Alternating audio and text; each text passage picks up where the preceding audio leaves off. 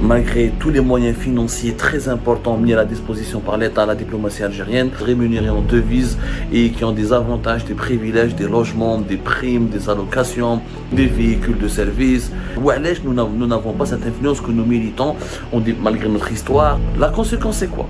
J'ouvre l'UNESCO comme le lobby marocain. L'actuelle directrice de l'UNESCO, Audrey Azoulay, est elle-même d'origine marocaine. Et les Marocains ont su comment la fidéliser, la draguer, la séduire, comment la mettre dans leur gène et dans leur poche, et elle défend les intérêts du Maroc comme pas possible.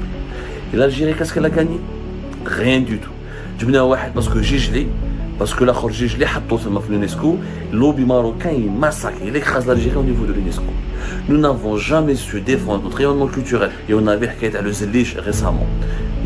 Parce qu'au niveau de l'UNESCO, alors que le Zellige il est aussi algérien que marocain, il est maghrébin, il est aussi en Tunisie, et les Marocains ont réussi à le faire croire à la communauté mondiale qu'il fait partie du patrimoine marocain, de la culture marocaine et non pas de la culture algérienne et tunisienne, parce que l'Algérie malheureusement n'a jamais su comment se défendre auprès de l'UNESCO parce qu'on n'a pas de bons représentants.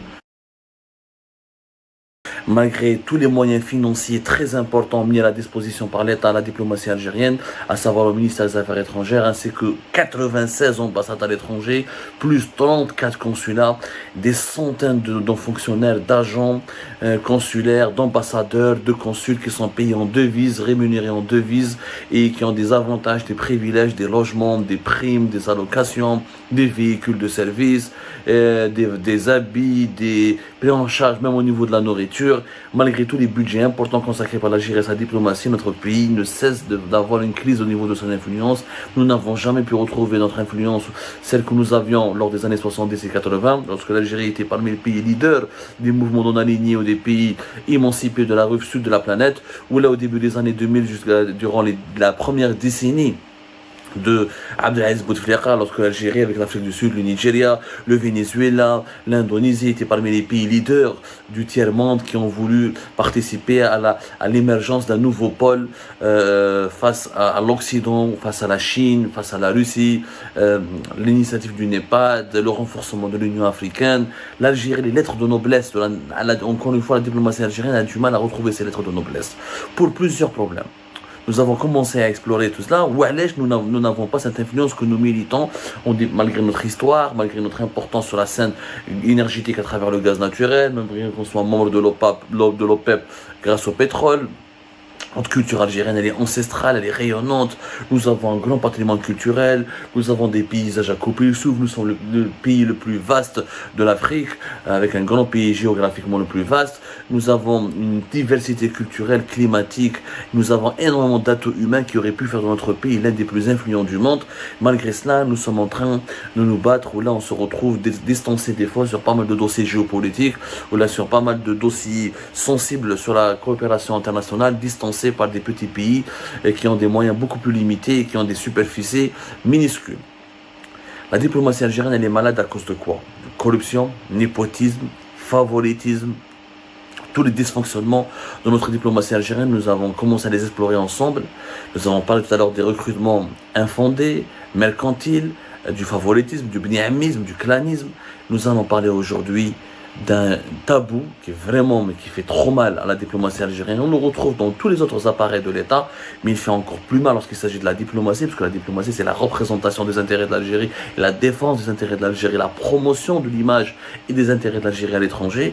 On a le droit d'être faillible et défaillant au niveau intérieur, au niveau interne, sur le front interne et à l'intérieur du pays. Nous n'avons pas le droit de se montrer fragile, faible, décadent et défaillant au niveau externe, au niveau de nos relations internationales, parce que c'est la vitrine du pays. Et c'est très important d'avoir une belle vitrine pour pouvoir assurer la stabilité, pouvoir drainer des investisseurs, des touristes et protéger nos intérêts à l'international. Le régionalisme, le gros problème de la diplomatie algérienne est le régionalisme. Quand les nominations sont uniquement décidées sur des critères régionalistes, parce qu'il est originaire de mon patelin, de ma wilaya, parce qu'il est originaire de la même ethnie que moi, de la même tribu que moi. Le régionalisme, le tribalisme fait énormément mal. Un exemple concret. Mohamed Andar Daoud, l'ex-ambassadeur d'Algérie en France de 2020 à 2022. Gigli. Qu'est-ce qu'il fait? Dès qu'il prend le pouvoir, il place un certain Mokhtar Tera comme délégué permanent adjoint d'Algérie à l'UNESCO. Ou Alèche, parce qu'il est gelé comme lui.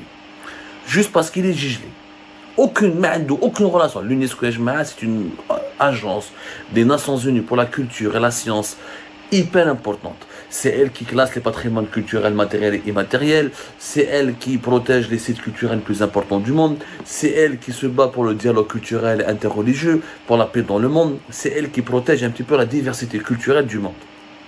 Et la culture est l'outil le plus important en ce moment avec le sport pour le soft power. T'as beau avoir l'arme nucléaire, la Corée du Nord a l'arme nucléaire, mais elle est beaucoup moins influente que beaucoup de pays qui n'ont pas l'arme nucléaire, comme la Thaïlande, ou comme l'Indonésie, ou comme la Malaisie, parce que ces pays-là, on travaille sur leur culture, ils exportent leur culture, ils exportent leur savoir-être, leur savoir-vivre, leur tradition, ils font des films, ils font des séries, il y a des œuvres artistiques.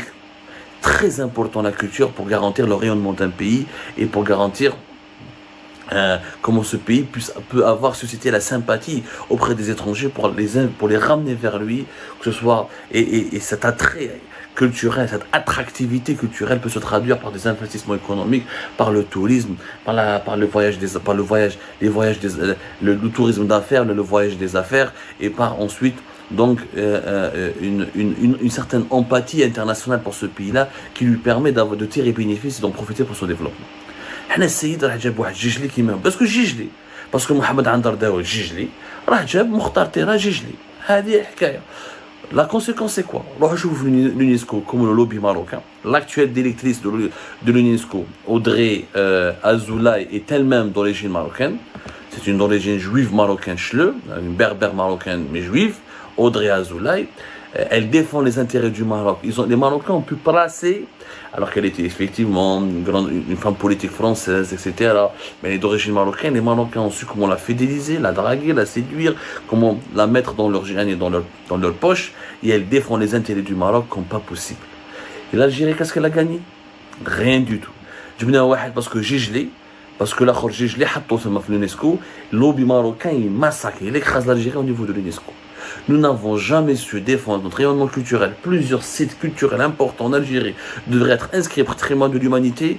On n'a jamais réussi ce processus parce que nous n'avons jamais eu les bons représentants pour nous défendre et pour garantir la promotion de nos intérêts et de l'image de notre pays. C'est une catastrophe. Comment peut-on, à travers un tel acte de régionalisme, protéger et, encore une fois, protéger notre pays contre le vol des objets culturels. Il y a pas mal franchement, je le dis, j'ai beaucoup de respect pour nos amis marocains, mais il y a toujours des disputes sur l'origine de certains aspects, sur certaines traditions, sur certaines chansons, certains arts, certains plats culinaires.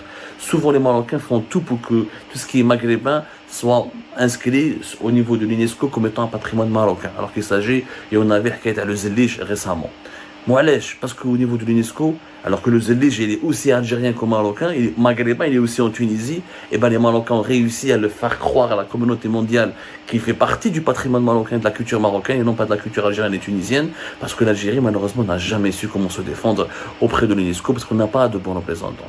Hadaga, parce que M. Mokhtar Mohamed Andar Daoud, que nous avons dénoncé à maintes reprises sur Algérie Part, pour son incompétence, pour ses dérives, a juste placé un cousin à lui, ou même pas, un Gigli qui m'a هو, parce que Gigli, حطه. هذا ما كان. هذه هي الحكاية. Le résultat des courses, catastrophique. Zid, Mohamed Antar Daoud est intervenu auprès de ses amis au niveau de la présidence, notamment à la belle comme Hakina à Algérie Part, l'ami, le parrain de M. Mohamed Antar Daoud, l'ex-ambassadeur d'Algérie en français, Abdelhafid Allahoum, conseiller de Abdelmajid Tebboune, ami personnel à lui, ex-député de Msila, qui par contre qui est partant de la présidence et qui sera bientôt envoyé comme ambassadeur à l'étranger, parce que Tebboune il en a marre de ses conneries et des problèmes qu'il lui a causés. Il est intervenu, Mohamed Antar Daoud, il est intervenu auprès de lui pour permettre la nomination d'un autre Gigli, Gigli qui m'a un certain Reda Boulassel, mais qui a été nommé cette fois-ci. Il a été directement propulsé au directeur des ressources humaines.